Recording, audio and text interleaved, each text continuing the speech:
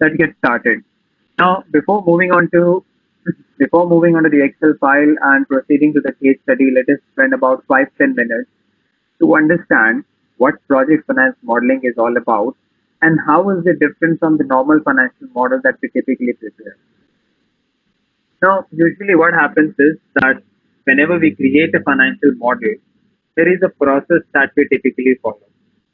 So every time, whenever we have to create any financial model, we begin with the final objective in our mind.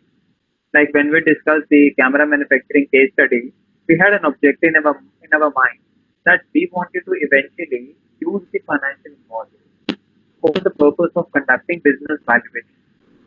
Over there, the perspective was I wanted to work out what is the total valuation of the organization, right, as a whole. All right.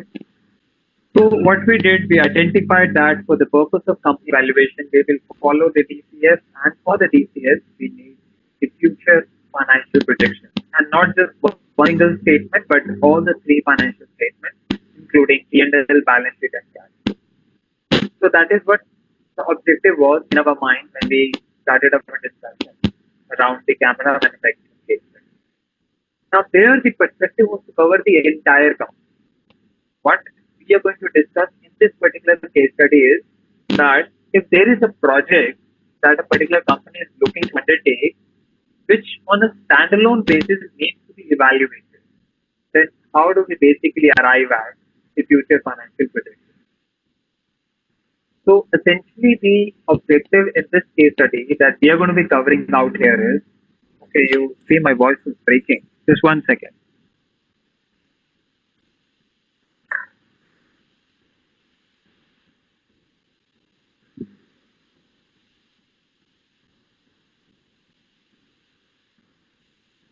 Yeah, is that slightly better now? I'm closer to the mic. All right, thank you. So what I was saying that in this case, we are going to be evaluating the a particular project that the company is looking to evaluate. So there is a possibility that this company that we are talking about is doing a lot of other work. The regular operations are being done. There are multiple other projects which are already ongoing in this organization. But let us assume this organization is now looking to embark upon undertaking a new project, which on a standalone basis is pretty big. Now, let's take a step back to understand that what we do whenever we have to find out some sort of a capital evaluation or a feasibility analysis. Say there is a company, we have studied in capital budgeting concept that there is a company which is looking to buy a machinery or undertake a small project, and that will have so and so cash flows against the given amount of investment that we do today.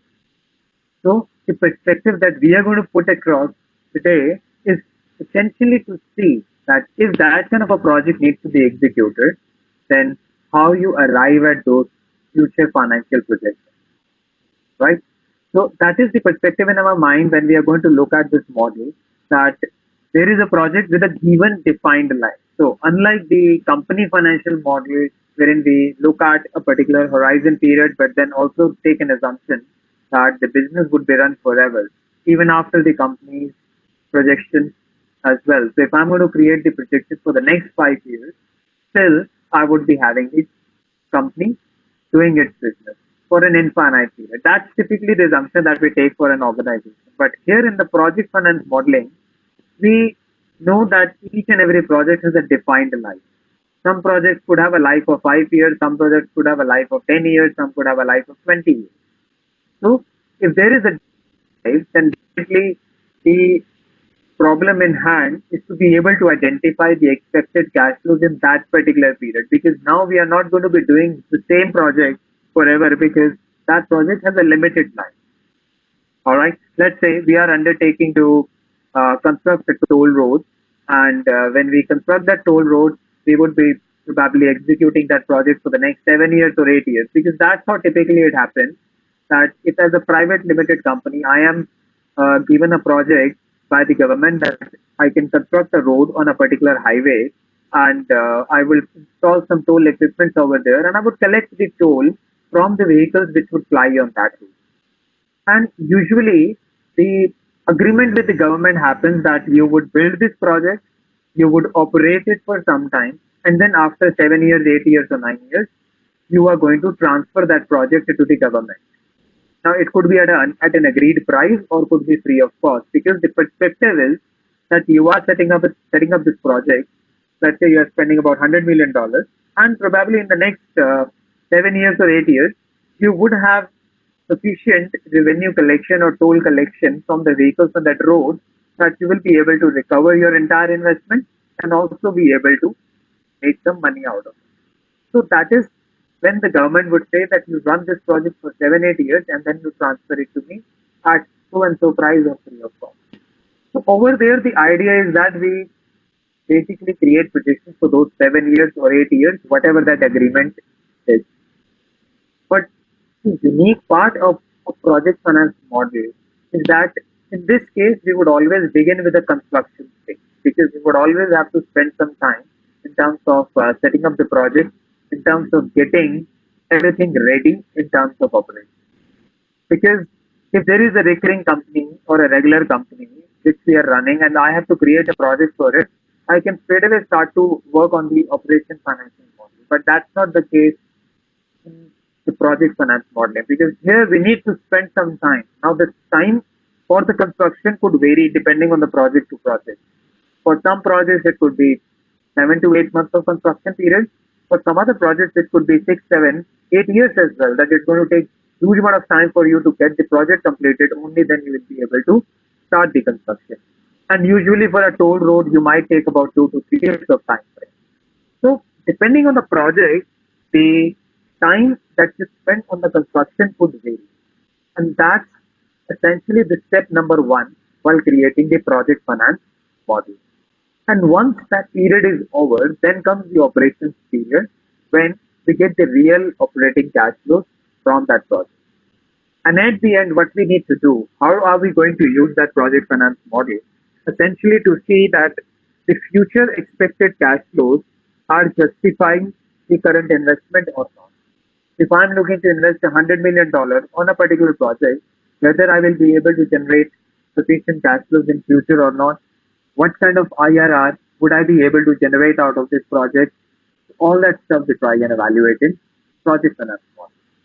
So whenever we create a project finance model, there are 2 or 3 pointers in our mind. The end objective is basically to find out the project feasibility, which is essentially the project IRR or project NPV. That's number one. Number two, we would like to see how soon we would be able to actually turn positive and whether I will be able to recover my investment or not. And that automatically comes from the project IRR as well. If you generate a positive IRR, then that's an indication that you will be able to generate money in so and so period. So if I've got 7, 8 years of projections and I see that the project IRR is say 15%, then I will be able to see that with the same cash flows, I'm generating 15% of return, and my costing in terms of the financing is roughly about 10%. So I'm making money out of it. All right, that's one point. Another point over here is that these projects usually are capital intensive. These require huge amount of funds because it's not like any other project that you just put in a small amount of money and you get the project started. These usually require huge amount of money, and that is a pointer which states that we would need to be very, very careful while evaluating these projects because even that there is a huge amount at stake, we need to be pretty sure whether we should be undertaking that project or not. Right? That's another part. Next part is that if you have to execute a project, then you would need to identify the amount of funding that you need. Like in this example I was talking about, I need $100 million. So I need to see that how am I going to arrange these funds? If at all I'm going to arrange these funds in the form of debt, then would I have sufficient cash flows to meet my interest expenses and also the principal repayment on time or not? That is yet another analysis that we do in the project. So, in terms of structure, you would see that the structure is not going to change out in the financial model because we would always have inputs and assumptions to begin with. Now, in this case, not about the company but about the project, we would have the inputs and assumptions. Then We would have the working schedule, very similar to what we did in the camera manufacturing case study. And finally, we would have the financial statements covering the P&L, balance sheet, and cash. So overall model structure is not going to change. That will remain the same. That's not going to change. But what changes is the perspective. So this particular case study might dive into the model process one more time. So this could be a good refresher for you because whatever concepts we discussed in the camera manufacturing case, we're going to pretty much revisit those concepts one more time in terms of structuring the model, in terms of process or sequence that we follow to approach that to approach any financial model, and also we'll be able to the sensitivity that we get. So a couple of you had asked this question in the last class that you wanted to learn how to run sensitivity analysis because we discussed that in the camera manufacturing case, but in this model again, we're going to be talking about running the sensitivity analysis, and we will try and see the impact of changes in certain key variables on the final output of the project IRR, right? So let's get started and let's go through the case study first of all, at what it is about. So this case study is actually about a renewable energy company called Kyra Cleantech, and this company is basically looking to set up a ground-mounted solar power plant. Now, whenever, just to give you some background about the solar power plant, whenever we have to execute a solar power plant, we've got multiple options. One, we could have a rooftop solar that I have a building at the top of my building on the roof. I'm going to install the solar power panels, and then that will help me generate the electricity. That is one perspective. But then if you see over there, the scale tends to be very limited because we just are using the top. We just are using the roof of the building for generating electricity. So you can't actually imagine using the rooftop solar project for generating electricity at a commercialized level. You can't actually use it for generating electricity which is good enough to meet the requirements of a lot of people. Basically, that tends to be very small scale project. But when it comes to the ground mounted solar power plant, it is basically to get a piece of land and then using that huge piece of land to install the solar power panel. And then that is something that we call as a commercial project, which is going to generate electricity at a large scale, which we can actually think about selling as well. Because if we are going to go for a rooftop solar that might generate electricity which is just sufficient to meet our own internal requirements, because that's a small scale project. But if you are talking about generating electricity for the purpose of supply to somebody, then you would need to have a ground mounted solar power plant. Now, what it states is the ground mounted means you take land on the ground, you put the solar power panels, and then the electricity would be generated. All right. So what we're going to do over here, we have some facts about this project that this Kyra Cleantech company has recently won a bid from Rajasthan state government to set up a 100 megawatt ground mounted solar power plant. And then that is going to be used to supply the electricity to it. Now, the company has entered into a power purchase agreement for the next 25 years. So, typically, what happens is that usually you would notice that across the globe, whenever a power purchase agreement for a ground mounted solar power plant is signed, it is for a period of 25 years. The reason for this is basically the kind of technology that we have, the quality of solar power panels and everything, that usually would last for roughly about 25 years or so. That's why even that technology, the companies tend to sign this agreement for the 25 years. That's number one. Number two, it is not like any other project wherein you would first set up the plant, set up the business, and then you would scout for the customers. It's not going to be that. That I buy a piece of land, put the solar power panels there, and then I'm going to look for my customers who will buy electricity from me. It doesn't work that way.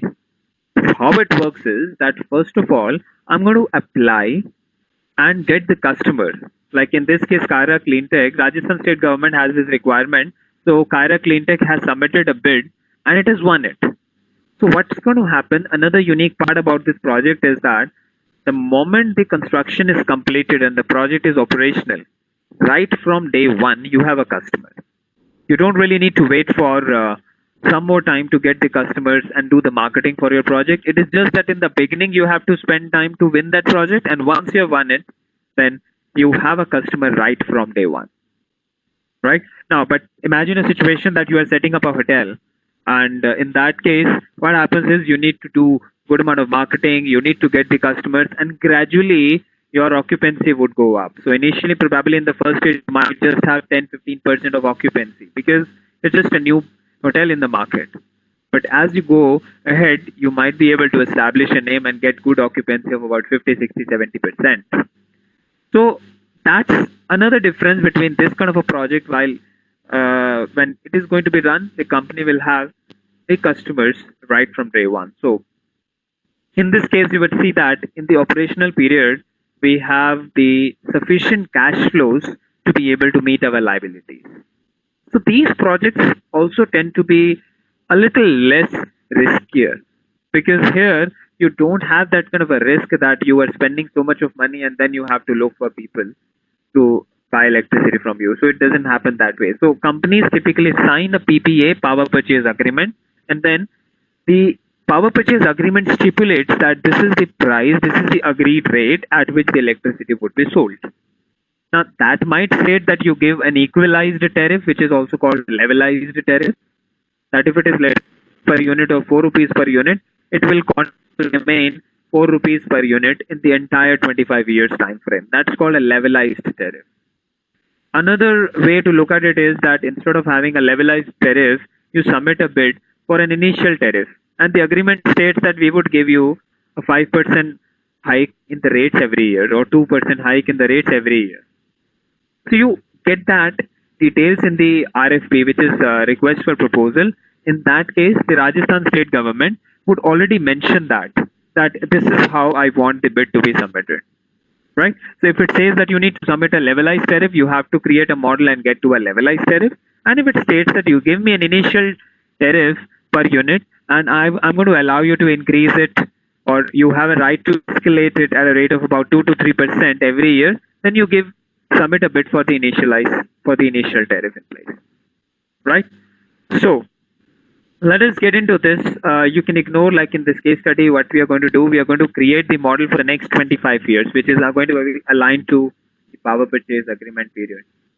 So you may ignore the partial year. We don't really need to worry about the partial year. So honestly speaking, 25 years is just a high level number. We could have 24 years, 24 and a half, or 25 and a half as well. So usually that's the typical period for which we create the financial model. So we have the input assumptions which are given in the Excel file. I'm just going to walk you through with those assumptions. But broadly speaking, what we are going to do, we are going to use this model for the purpose of arriving at a certain tariff. So whenever we have to submit a bid, we create this kind of a model, which gives us an idea that if I'm going to submit a bid for say 3 rupees per unit, then this is how my IRR is going to look like. And let's say that IRR turns out to be 15%. Now, in order to remain competitive and submit a competitive bid in order to win it, I might say that I'm okay with an IRR of 11% or 12%. So let me reduce my tariff and then submit the bid. So this model not only acts as an operational model for us, but also is used as a bidding model for the purpose of evaluation, right? So that's why this model is pretty useful. And just look at this model in a way that this is actually a real life model which I used in some other company for a corporate training. So it's basically the name is hypothetical, but the facts are actually pretty closer to reality. So this is a typical bidding document which is prepared, or a bidding model which is prepared by renewable energy company. Now, depending on the specific complexity of a project, you might want to add some additional factors, but broadly speaking, the structure is this, what I'm going to see over here. All right. So let us just go through a typical definition of project finance to begin with. And as we already mentioned, the term project financing is used when you have a project which requires huge amount of money, and majority of that is actually funded with the help of a debt. And why debt? Because that's what is going to provide me the majority of the cost, because it's quite capital intensive, and people or companies typically do not have that kind of a capital to put everything in the form of equity. Now, I'm not denying the fact that no company would have that kind of a money, but usually speaking, even if the company has got money, it may not want to utilize the entire money in just one single project. The perspective is that they would put in some partial money, say 30, 40, 50% in the form of equity, and the balance 50, 60% will come from debt component. So, financing of a project wherein the bulk of such financing is provided by the debt and is repaid principally out of the cash flow that is going to be generated by this particular project. So, effectively, the idea is that whenever you go to a bank, let's say for setting up this plant, I go to ICICI Bank and I tell that bank that "See, I am looking to set up this plant, and for this plant, the costing is $100 million and I need funds of $70 million. So, what do you think? Would ICICI Bank be simply kind enough to release the loan? Probably not, because it would not only ask for a secondary collateral but also evaluate the feasibility of the project. So, even this model is submitted as part of the detailed project report. So, I mentioned about this term before as well. So, DPR, which is called a detailed project report, is prepared for each and every project that we undertake, and that DPR is going to be submitted to the bank, who would evaluate whether the project looks financially viable or not. Because they are more interested to see that this project is like 25 years, 70% of this cost is being asked in the form of loan. So the bank should also be comfortable in terms of the expectations about the future operating cash flows. So it means that yes, it has the capacity to generate that kind of a cash flow. Then the banks also feel comfortable about releasing the loan. So this document also serves as a credit finance model which is submitted to the bank.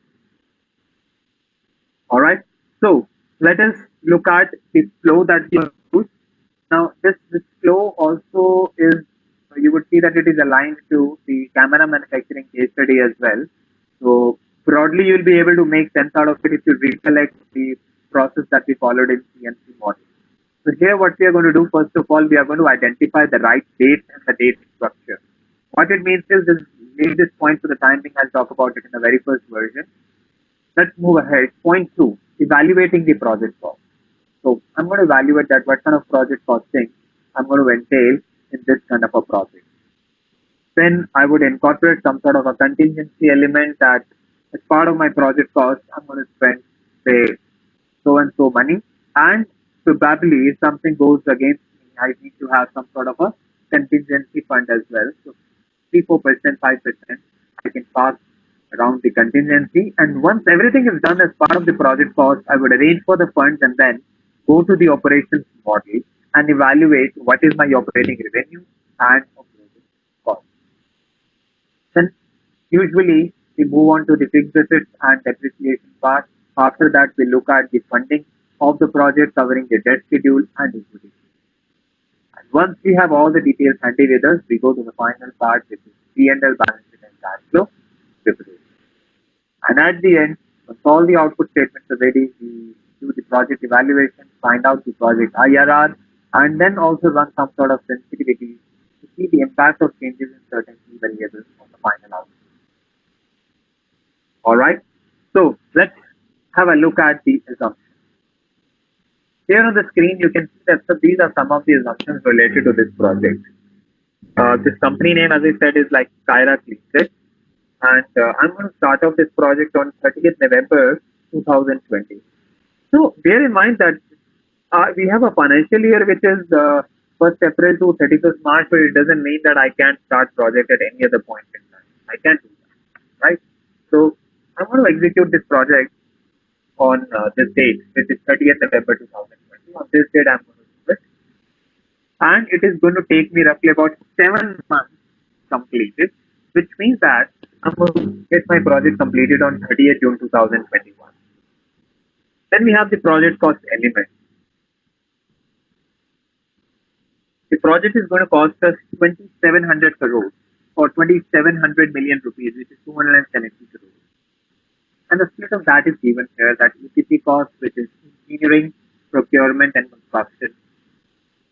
That's going to cost me 2350 or 235 crores. Then We're going to set up some transmission line, bay extension for the purpose of supply of electricity for the transmission and distribution. Then we are also going to buy a piece of land, which is going to cost me about 20 crores. There is this IDC, which is interest during construction. Now, interest during construction is basically the interest component I'm going to spend during the construction period. And as per the accounting standards, what happens is that any cost, no matter what is the nature, let me just write it here, that cost,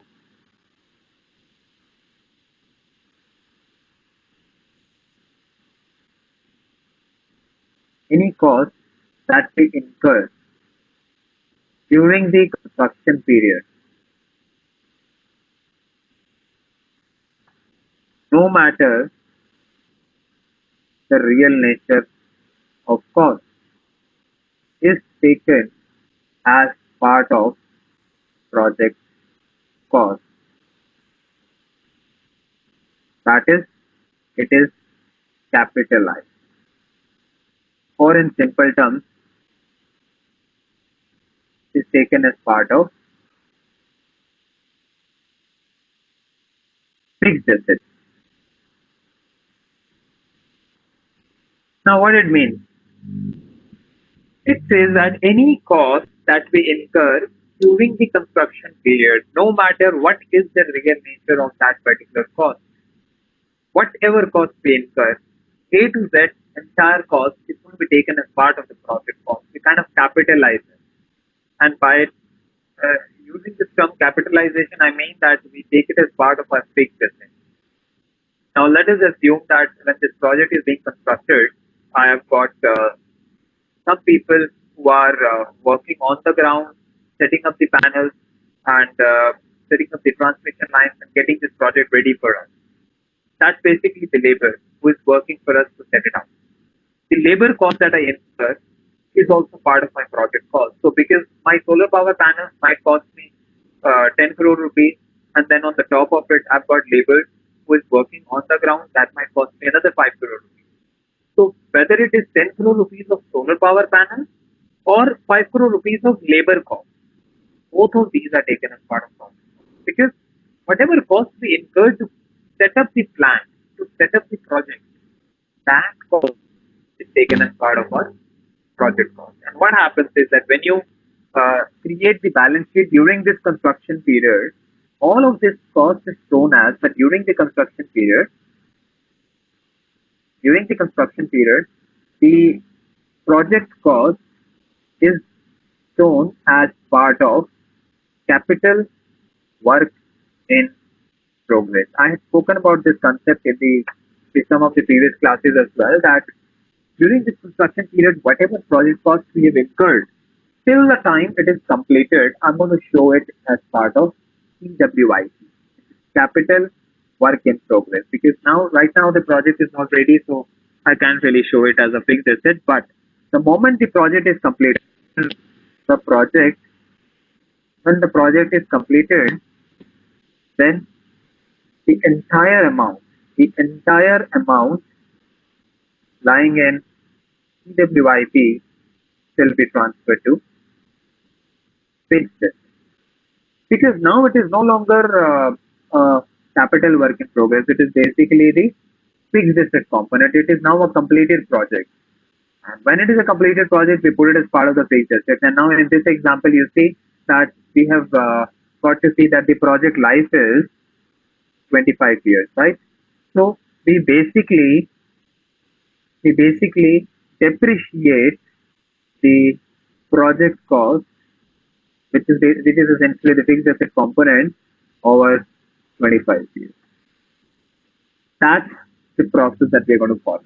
Because now that project that we have set up, the solar power panels that we've installed, the machinery, the transmission lines, the inverter, and everything that we have spent, including the labor cost, all of that are sitting as part of your fixed asset. So the entire amount is going to be depreciated over a period of 25 years. Right? So let's get started.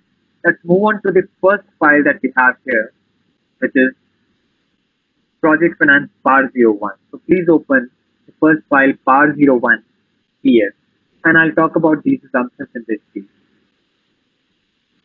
So please open this file.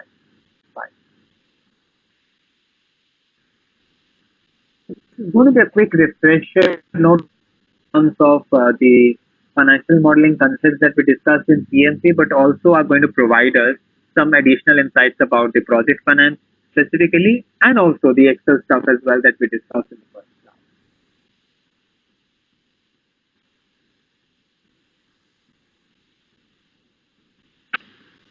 All right. So I hope you have the files ready with you. Let's move on to the input tab. Venkat, I just saw your message that will there be any early write-off? So effectively, it aligns to the company's financial year. So usually, very similar to the any other kind of depreciation, this particular cost also is going to be depreciated over on an annual basis. But usually, when we create the financial statement, we have a monthly one. So the annual number will be translated into monthly number by dividing it by 12, right? Over the next 25 years, we are going to depreciate. All right, let's get started. Now, here what we have some dates, and the dates are pretty important. Now, in a financial model, when we typically prepare, like when we were working on the camera manufacturing case, we had this yearly model, right? So we had the years mentioned over there. But in this case, dates are important. In case of project finance, so we use years in the other models, but in project finance model, dates are important. And why so? Because we would take some period, let's say we would take about 7 months, 6 months, 8 months to be able to complete the project. So I would like to see that when am I going to actually complete it? Like over here, I'm going to put the formula to see that what is the project completion date. If I'm going to start off this project on 30th November and it's going to take me 7 months to complete it, so when is the time, when is the date when this is going to get completed?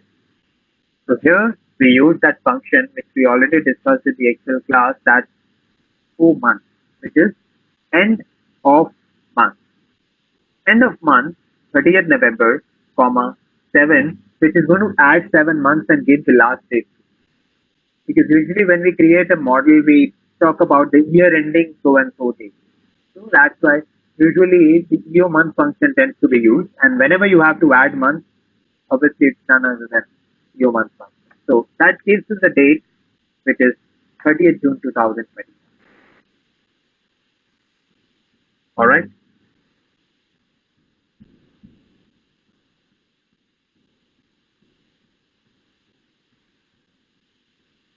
Okay. So we have the project completion date.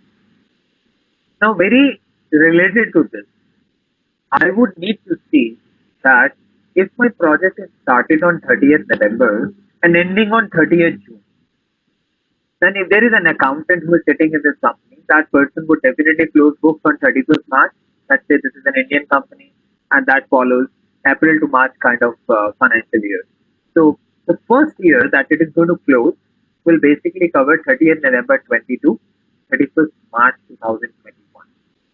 The second year will start from 1st April 21 to 30th June 2021, which is a 3 month period which gets into the construction part, and the remaining 9 months will flow into the operations period. So, what I'm going to do here, I'm going to put that date here, that what is the start date. You see, row number 4 is about the start date, row number 5 is about the end date. So, I'm going to put the start date here that my project is starting on 30th November and it is going to be ending on 30th June. So this is the construction period. I'm just keeping that aside so that we have the financial model for the operations period. So the operations period starts here. My operations period is going to start here. I have a construction period which is given on the left hand side, and I'm going to create a model for the next 25 years of operation. All right. So let us first pull the dates from here. We have 30th November as the starting date and 30th June as an ending date for construction. So please put that, and then we are going to write a formula for getting the operation period.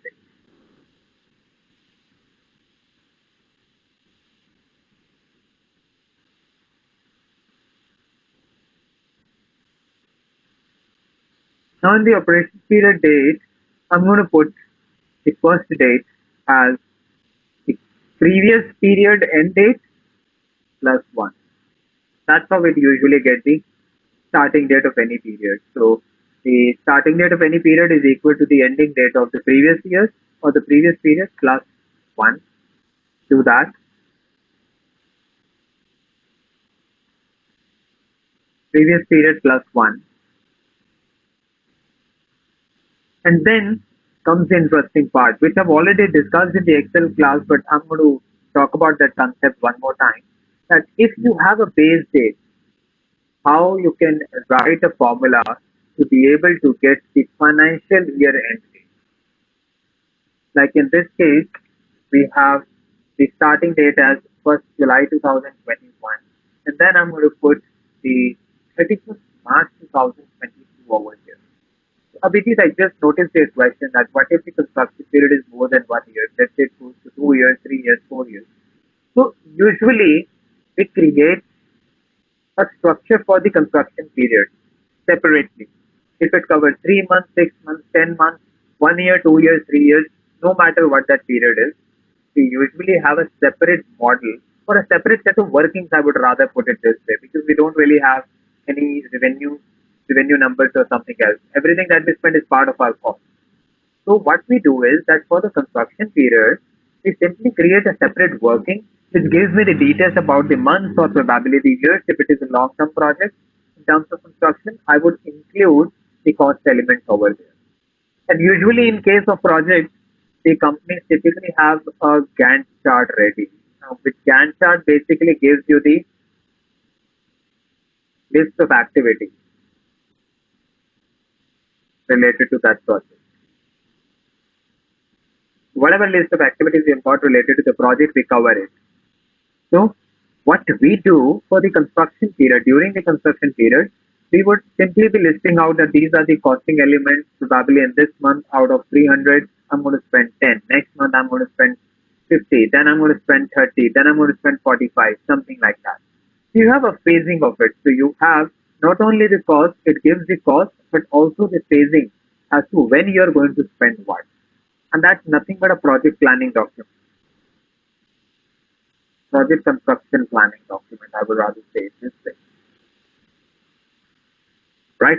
And each and every company which is executing a project would definitely be having the list of activities to be performed as part of that project. All right?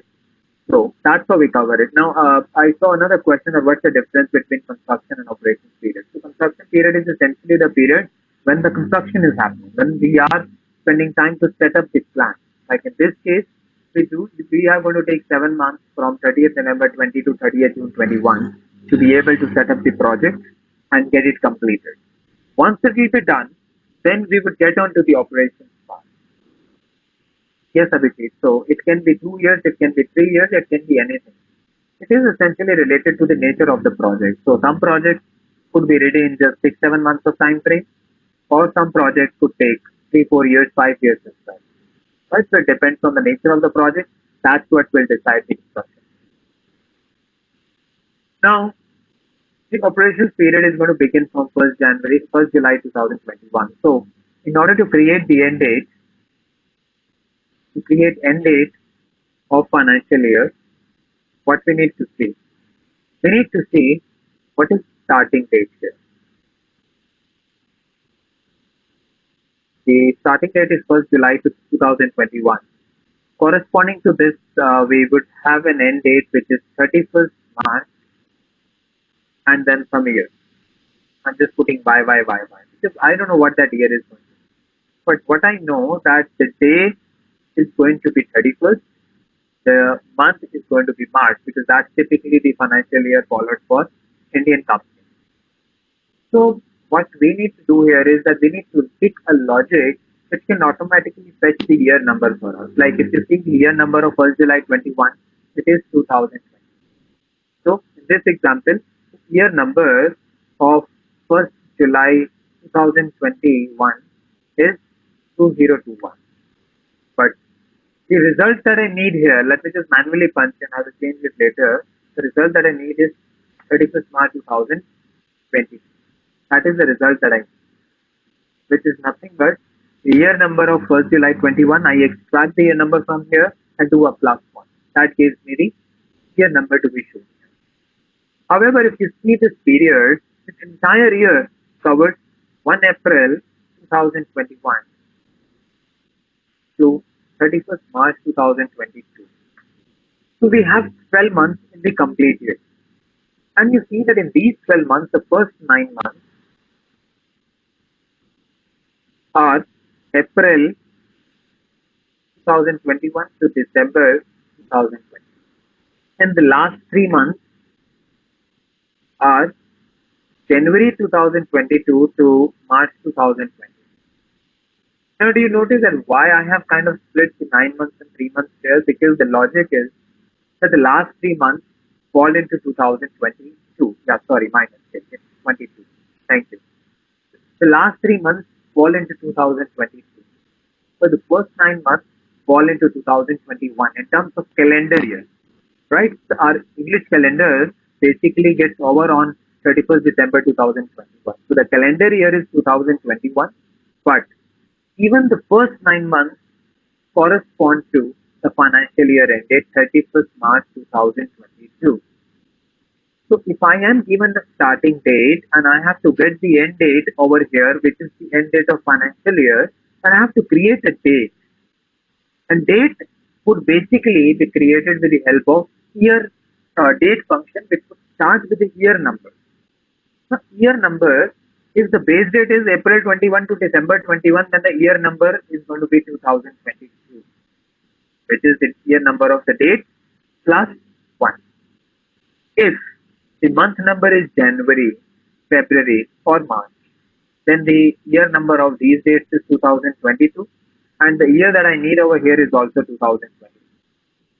So the logic is that if month number of the base date is less than equal to 3, then I don't mind. I will take the same year number which I have in the base date.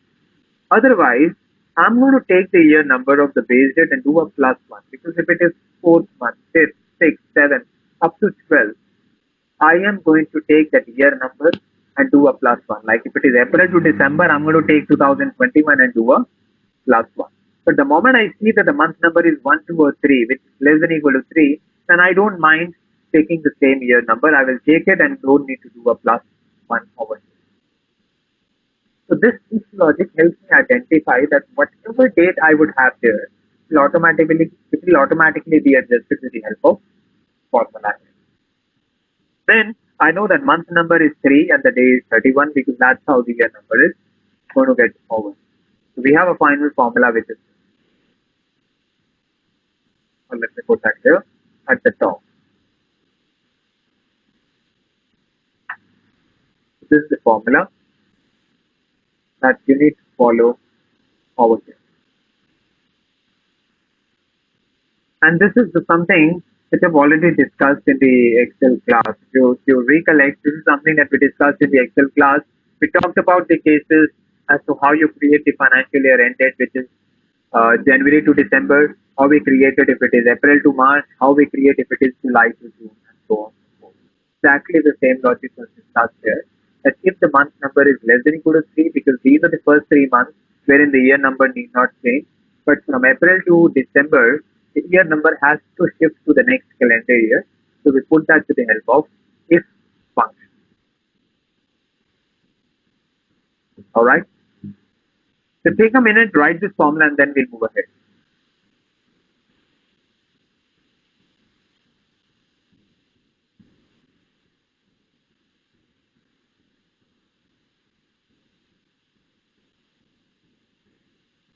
Abhinav, I just saw your question that why we have not taken approval, legal costs, and this model as they required before starting any construction. So the entire cost is taken. You see, we have the list of all expenses here. EPC cost transmission line, land cost, IDC, other expenses. So whatever expenses we incur related to the project, including the consulting expenses, including the expenses that we pay to an advocate for getting the legal documentation and everything done, everything is taken as part of the project cost. Because I mentioned that statement. No matter what is the real nature of the cost, if it is spent during this period, during the construction period, it is going to be taken as part of my project. All right.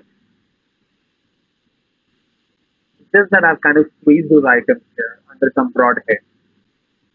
But in the Gantt chart, believe me that you have each and every activity listed out. So effectively, it would not be a wrong statement to make that a Gantt chart could have 1,000 unique lists of activities to be performed, because that's the level of planning that you do. You need to list out each and every work that you have to do as part of the project. So maybe your Gantt chart could have as much as 1,000 lists of activities.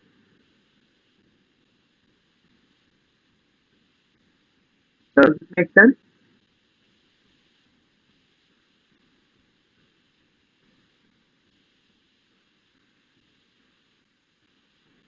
Any doubts?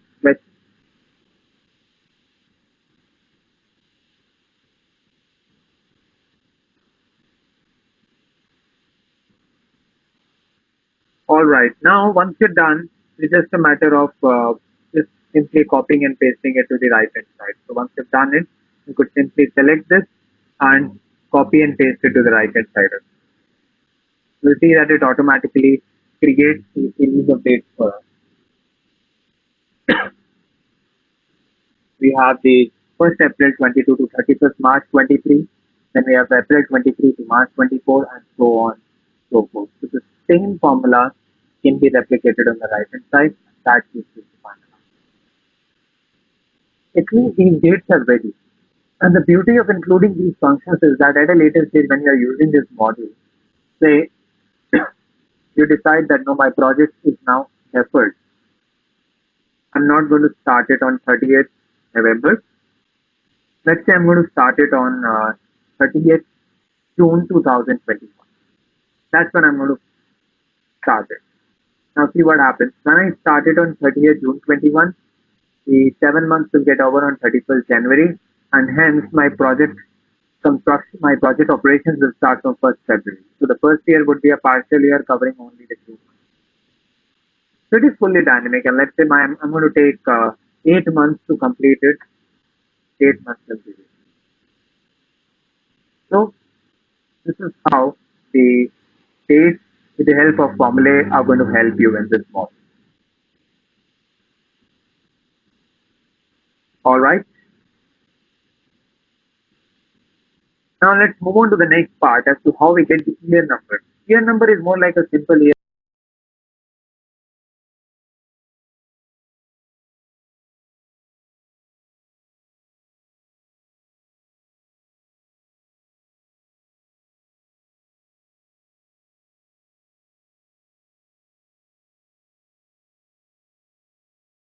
number 1, 2, 3, 4, 5, something like that.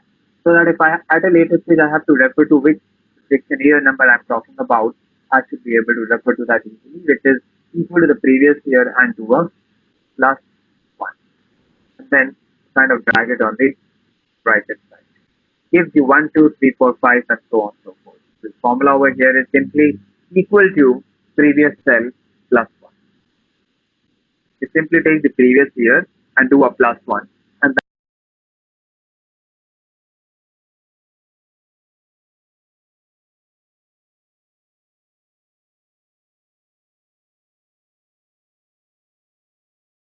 that gives you the year number sequence. And that sequence is required because at a later stage, if I need to use the year number for any logic computation or formula writing part, I would have it handily easily available at the top. I would have it handy so that I can call it in the formula. Like it's too early for me to put this part right now, but as we proceed, you would shortly see that in the operating cost calc sheet, this year number is going to be very, very helpful to us. So maybe just be with me for another 15, 20 minutes. We'll come back to this point, how we are going to use this year number. All right.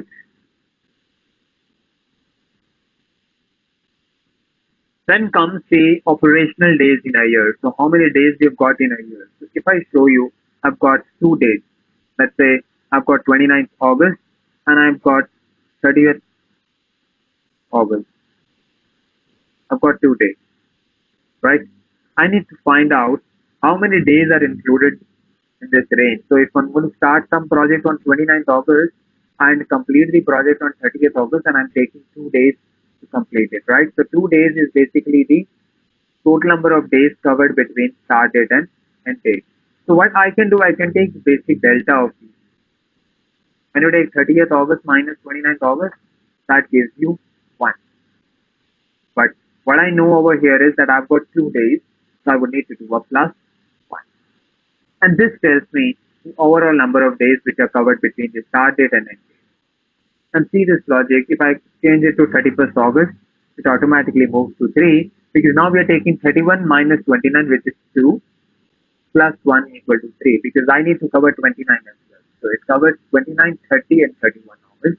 Gives us 3. So essentially the number of days at any point in time is equal to the end date that we have here minus the start date plus 1. And then that can be dragged on the right hand side. So you would notice that it is the only first year which is the partial year for us. So that shows in the operational days as 274, while in the subsequent years we only see 365 or 366. That doesn't change because we have complete years going forward. But I don't have the complete years in the beginning. I don't have complete I I don't have a complete year in the first year of operation. That's why it is always going to be or most likely going to be a partial period in terms of operation. So you would see lesser number of days out there. Now, how am I going to use it? That also you would shortly see as I move to the next.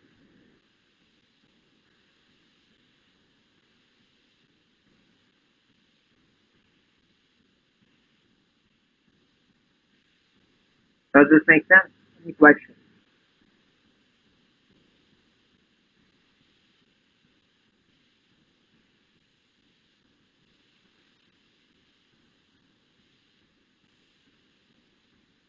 Now, the next part over here is the proportion of the year operational. So, you'll see the first year, we have 274 days. So, this 274 as a percentage of 365 will tell you that we are operational for 75% of the period.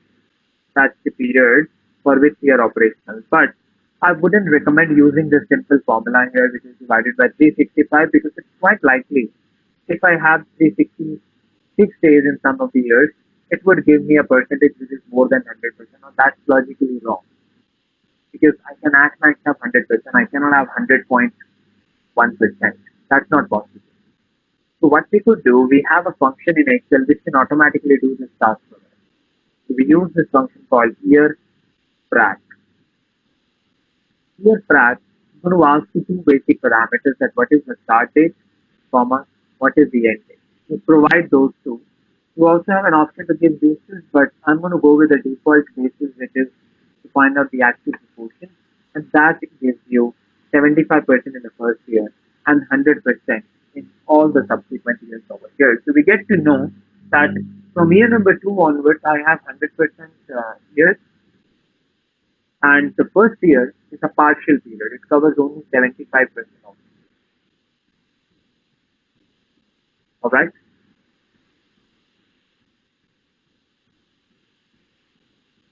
So we have got the proportion of the year operational over here. Right.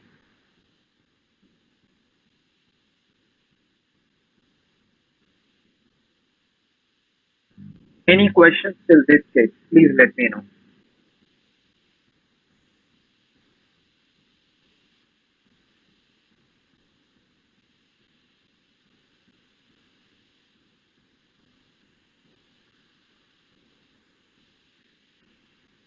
Great. Fair enough. Let us move ahead then. Now, here I want to find out that what is my total project cost. You see that we are going to incorporate, if I take you back to the Excel sheet, to the PDF file, I had given out the list of steps that we are going to follow for creating this project finance model. So the step number 1 is that you identify the right dates and the date structure, and we've already set it up now. We have the date, we have put it across, and and we've got the date structure, and it's all dynamic now, right?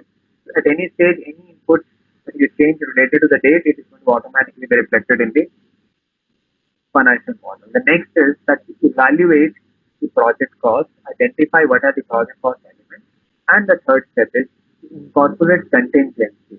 Now, what is that? Let's have a look at it.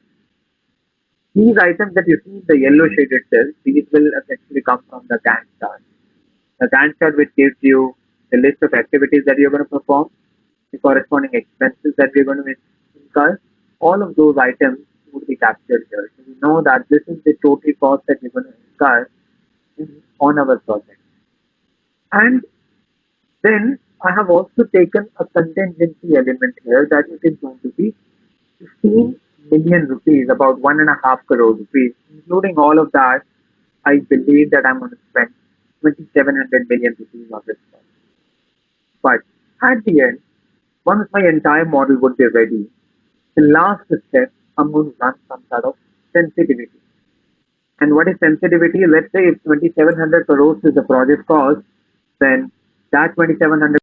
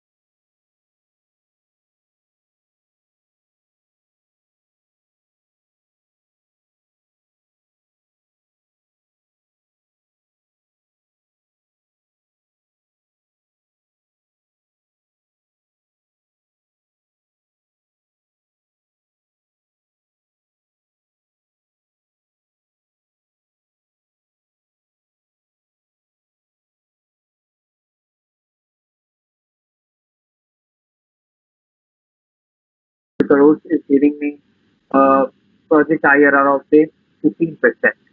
But I want to see that if this cost goes up by 5%, then what impact will it have on my project feasibility, which is the project IRR. So I'm going to take some percentage to be able to increase it or reduce. Now you might wonder that how I have arrived at this 15. This 15 is basically some 1%, 2% or 5% of the total project cost, which we take as a buffer. Or you could say it is a cushion that we include in the project cost, because if there is any cost escalation that happens in terms of any of the items that are mentioned here as part of planning, then this contingency fund would be used. But on the top of it, if I would like to run some sort of a sensitivity that my project cost goes up additionally or goes down, wherein I save on certain costs, then what impact it is going to have on my project IRR. That's the next part that we're going to see over here. That if I say let me just put that number here. So we have a 0%. Let me put 10%. Just assume I put 10%. So what it means is that if my project cost is this much, which is basically the sum of 316 to 321, that increases by 10%. Then what is the 10% of my project cost? That's about 2,700 into 10% equal to 207. That's the project escalation, project cost escalation or project cost reduction. Like a positive number indicates that my project cost is going to go up by 270. So my project cost is no longer 2,700. It is 2,700 plus 207. So my total project cost at the top is going to be the sum of all of these elements, which makes it 2970. So prima facie, it appears that I've done some planning and the project costing is 2,700. But if I put 10% input over here and I bump my project cost up by additional 10%, I would like to see how my project cost is going to look like and what impact will it have on the project feasibility. That will come from. But if I don't want to put it, I'll put 0, and you see that my project costing is roughly about 27. You get to see that I'll end up saving about 5%. Put a -5. and now I see that my project costing is going to be 2565, and all that stuff can be automated with the help of them. Now, this cell that you see here, D24, is a very, very important cell for us because in the last step of our financial model tomorrow, we are going to basically run some sensitivities by changing this percentage. And then we will see what impact it has on my project cost. If I roughly show you right now, at the end, I'm going to create this kind of a sensitivity analysis table, wherein I'm going to change the project cost over here. So which means that what if my project cost declines by 10%? What if my project cost reduces by 7.5%? What if it remains same, which is 0% increase? What if it increases by 5%, 7.5%, or 10%? All that stuff we are going to capture here and see the impact corresponding to it in our IRR. So I'll come back to it as a last step, but I just wanted to tell you that this is why this particular yellow shaded cell D24 is important for us to evaluate, because this is going to tell us how to change the project cost number in our form. All right. And as I said, whenever whatever cost we incur during the construction period, it is capitalized. It is part of your project cost. It is taken as your fixed assets when you start your operation. So the entire 2700 will be shown as part of your fixed assets. Entire amount is going to be shown as part of your fixed assets, which I'm going to depreciate over the next 25 years, which is my useful economic life. So the next 25 years, I'm going to increase it. I'm going to depreciate it using a straight line method, and I'll put that in my P&L. But I can't simply take 2700 directly to my depreciation schedule, because the amount of asset, the quantity of asset that I'm going to depreciate is excluding the land component, because as part of the accounting standards, the generic rules that is which are followed across the globe, land usually doesn't depreciate. Land value might go up, but we don't really take the appreciation part. Like you can see over here that we have purchased the land which is given as 200 million rupees in this case. So I'm going to separately show this land as 200, and whatever is the balancing figure, I'm going to show it as plant and machinery. This portion of 2500 is the amount that I'm going to depreciate over the next 25 years. 200 million rupees of land, I wouldn't do that. And yes, there is a question which has been asked by Venikat, that is the land cost shown in the historical cost, or we kind of take some sort of an appreciation on it. I have an input here that the land value appreciation is expected to be 5%, but how I'm going to use it, I'll talk about that tomorrow. But briefly, I can say that in terms of accounting, this appreciation holds no position in the books, because whenever you pick the annual report of a company, you would always see it in the notes of accounts that there are certain costs which you have spent, and those assets are held at the historical cost. Like land value is a classic example, because typically the fixed assets tend to depreciate, but land even doesn't depreciate, it appreciates in value. But I will continue to show the land in my books at the same price, which is 200 million rupees, going forward as well. All right. So that's how I'm going to treat this land. Then we have certain additional factors. We've got the life of the project as 25. I'll talk about that later. Now comes the funding part. How am I going to fund this project? 40% I'm putting as equity, and the balance 60% I'm going to put in the form of debt. So whatever is your balancing figure, put that as a formula, 1 minus 40%. That is going to be taken as part of your debt. So because it gives us a flexibility that somebody wants to change it to 30% equity, then automatically the debt component should be reflecting 70% out here. So make sure that you write it with the help of a formula. Do not include 40% and 60% values as a hard-coded numbers. Just have one of these as balancing figure, because That's how we would be able to have some sort of inbuilt checks and balances. Other items that we see here, we will see that later, that what is the equity component, debt component, and all that stuff. All of that I'm going to speak later as we proceed ahead. So there are a lot of items that we see here. Now, one another factor which is related to the debt payment, which is very interesting and very specific to the project financing, is how am I going to repay my debt?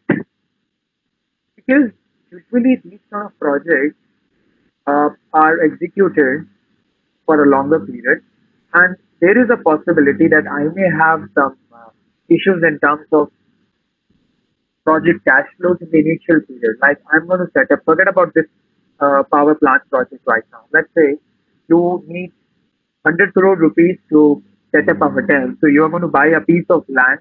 You're going to set up, you're going to do the construction and set up that hotel in place. But what is going to happen if you've taken, say, 70 crore rupees in the form of loans from a bank to fund this particular hotel construction project? Then it is quite likely that in the first year, second year, you may not have sufficient cash flows with you. So you may struggle a little bit because your occupancy is going to be lower. In the beginning, you need some time to actually gain traction. You need some time to basically get some clients or people to come and stay in your hotel. So it's quite likely that the cash flow could be difficult, could be lower, and you may not be able to repay your debt as well.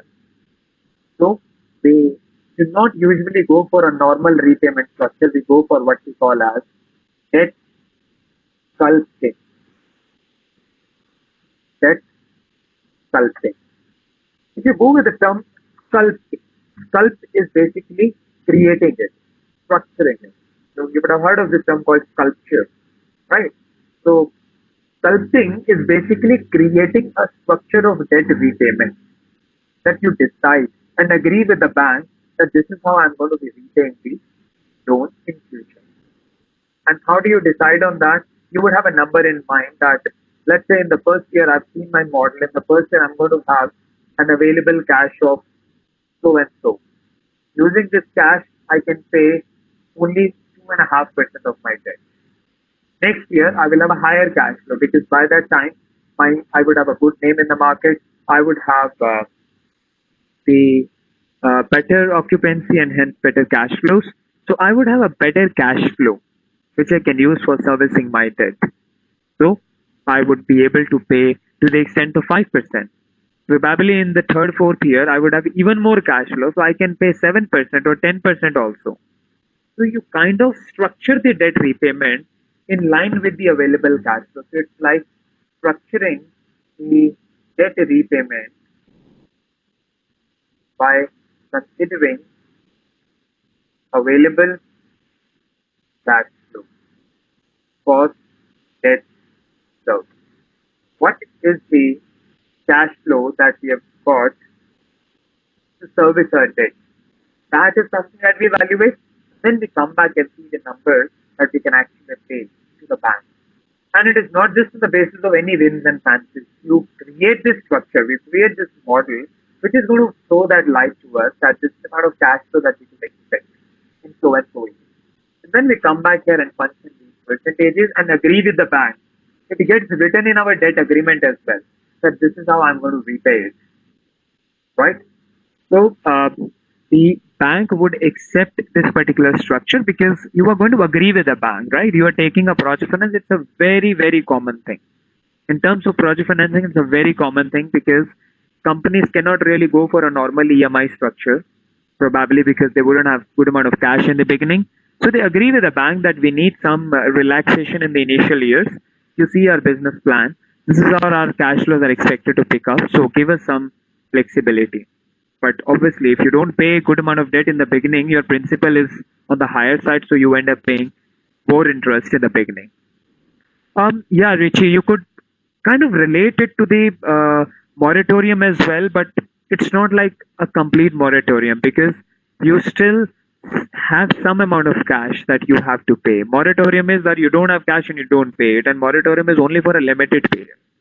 But debt sculpting is about matching your debt repayment capability with the amount of cash flows you have. Now, let me take an example. Say, if after 4 years of operation, I believe my hotel would be enjoying about 70-80% occupancy, then it is quite likely that I may end up paying 30-40% of the total debt in just in 1 year itself, because that's how my cash flows allow me to pay it back. So, what it means is that we are kind of creating our own customized repayment plan, because in the beginning the companies typically have less cash flows, then you have more cash flows that you typically generate from project, and then as and when you move ahead in terms of the life of the company, you would have more and more cash flows coming from it. So it doesn't make sense to just keep those cash flows in your books, and you don't use those cash numbers to repay your debt. So you basically align your repayment in terms of the available cash.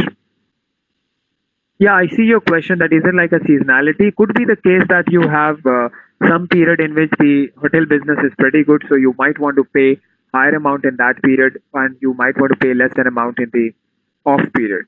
But whenever this kind of what I have seen, to the extent of knowledge that I have, because whatever debt agreements I have read in past,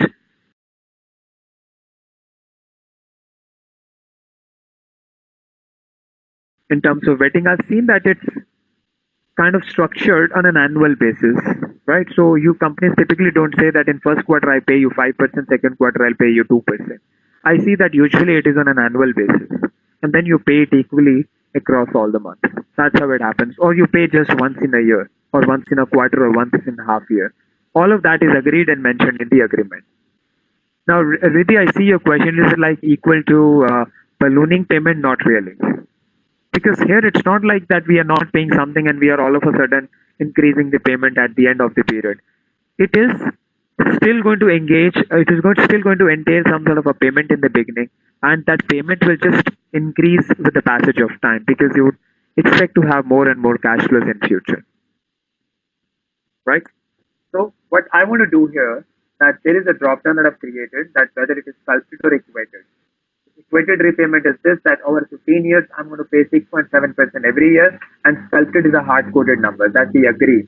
I'm going to write a simple if function to say that if this cell is equal to sculpted, then I take it from row number 48, otherwise I take it from row number 47.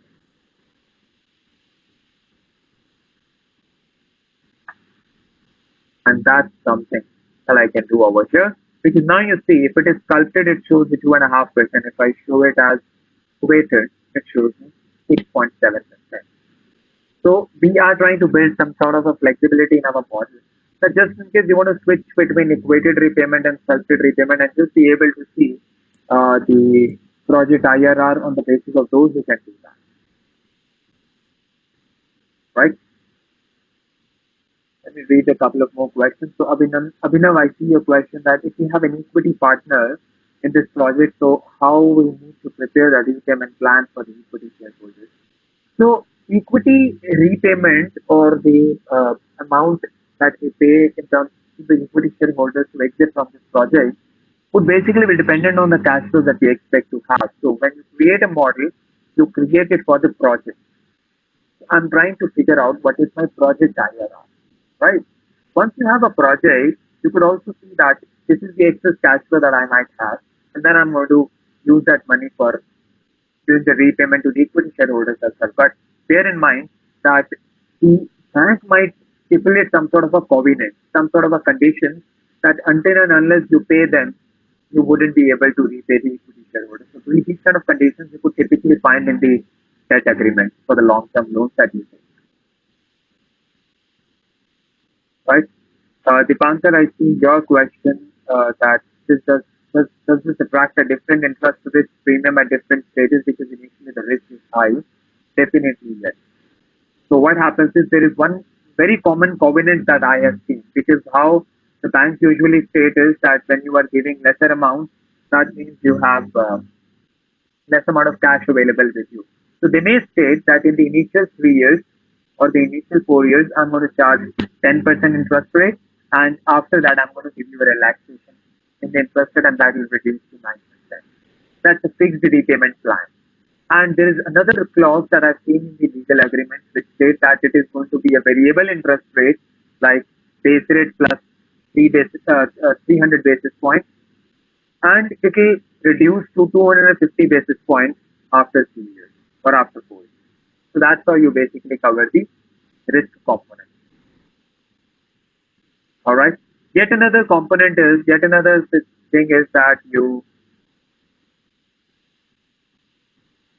So this is question which is come that what's the formula in E5 which is written here. Look at this. Written here at the top in row number.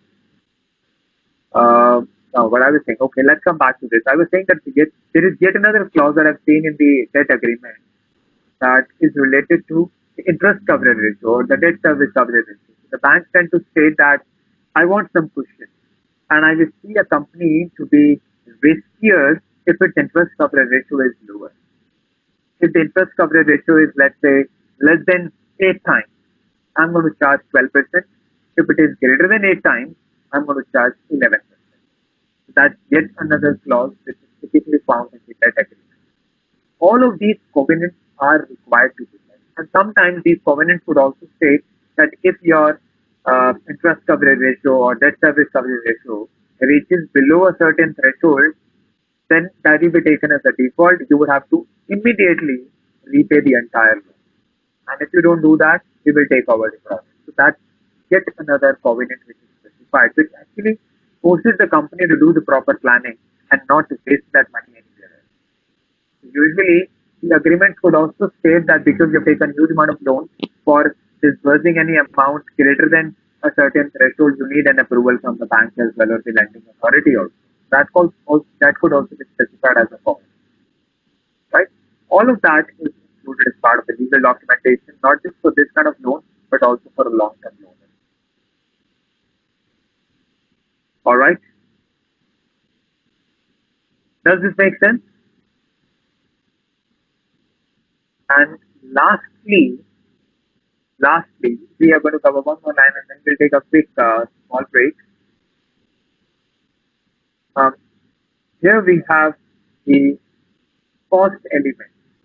Okay, the covenant part. So, Abhinandan, I was saying there could be any types of covenants. Covenants in simple terms is basically a condition that the banks might state, right? So, a typical condition is that if the bank is giving you a long-term loan, they could state that you cannot pay dividend, right? They could say that if you have for the next 5 years you will not pay dividend, you will keep cash with you, or use that cash for repayment of loans first of all. They could stipulate some other condition that you have to maintain so and so interest coverage ratio. Otherwise we would demand an additional interest rate. So these are the covenants or conditions which are included in the legal document, right? Okay. Now let's move on to the next part. Now before moving on to the working schedule, there's one more input line that I have here, which is related to the operating cost. Now I'm going to cover this cost at a later stage, just about 15-20 minutes. But what it is that for each and every project that you execute, there are different types of revenue streams and there are different types of cost uh, drivers. Like over here, whenever you set up a plant, there could be a possibility there could be a possibility that uh, you spend various types of operating cost, right? In this case, there is something which is called an operations and maintenance cost. For a solar power plant, it is quite common that you have to pay or spend good amount of money on the repair and maintenance, the regular operations maintenance cost, because sometimes there is a solar power panel which is broken. So you want somebody to go on the field and then either repair it or replace it with the alternate or a new one, or there is some wire which is broken, then you want some engineer to come and then fix that wire. So this kind of regular repair, maintenance, the operations and maintenance work is required.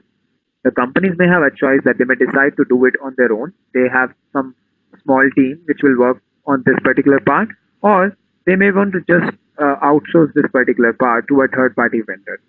And here what we've got the operations and maintenance cost given out here, which is expected to be 250,000 rupees or 2,50,000 rupees per megawatt of plant and it'll increase, or in the model we are expecting it to increase at 5% per annum, right? If it increases at 5% per annum, then we would have the O&M cost for all of those years increasing at this rate. But I want to build some flexibility around this as well. That if in case instead of 5%, this increases at 6%, if this increases at 7% or 4%, what impact will it have on the final project? So I'm going to build that sensitivity factor adjustment here and say that it is going to be the base number, base assumption, plus sensitivity factor. This is what I'm going to do here. And I will take the base assumption, which is 5%, plus sensitivity adjustment. And bear in mind that the sensitivity adjustment in D62, I am fixing it because when I copy and paste this formula on the right hand side, I want to refer to this cell every time. So this becomes the final formula, which you could copy and paste on the right hand side. So you see over here that this is a 100 megawatt plant that we are doing for Rajasthan state government, and each megawatt is going to cost us roughly about 250,000 rupees in terms of AMC if we are outsourcing to a third party vendor. So for 100 megawatt, it is going to cost me 2.5 crore rupees. That will increase at 5%. And I've already got this sensitivity factor adjustment here that at a later stage, if you punch in 2% number here, then it makes the assumptions over here or the annual escalation in the O&M cost as 7% because that's the base number 5% plus 2% additional. Or I want to say that it will reduce by 1 percentage point, so it will become 5 minus 1 equal to 4%. So this is how it undergoes a change when you make this change at a later stage. And I would like to see that if it is actually material enough or not. Because if my cost changes by 1%, 2% or 5%, then I would like to see the impact on the project profitability, which is the IRR, right?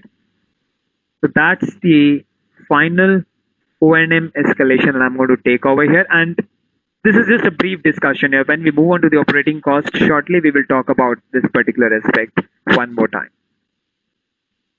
Does that make sense? So this covers the inputs part. We have completed this stage. We've got the date structure in place. We have evaluated the project cost. We've incorporated the contingency element, and we've got all the inputs and assumptions ready in this sheet. Now let's take a break of 15 minutes and be back at 11:40. We will resume and we would move on to the working schedules. To start with, we would have the operating revenue and then operating cost. All right. So let's take a break and be back at 11:40. Thank you. I'll just keep my screen active here so that you can have a look at it.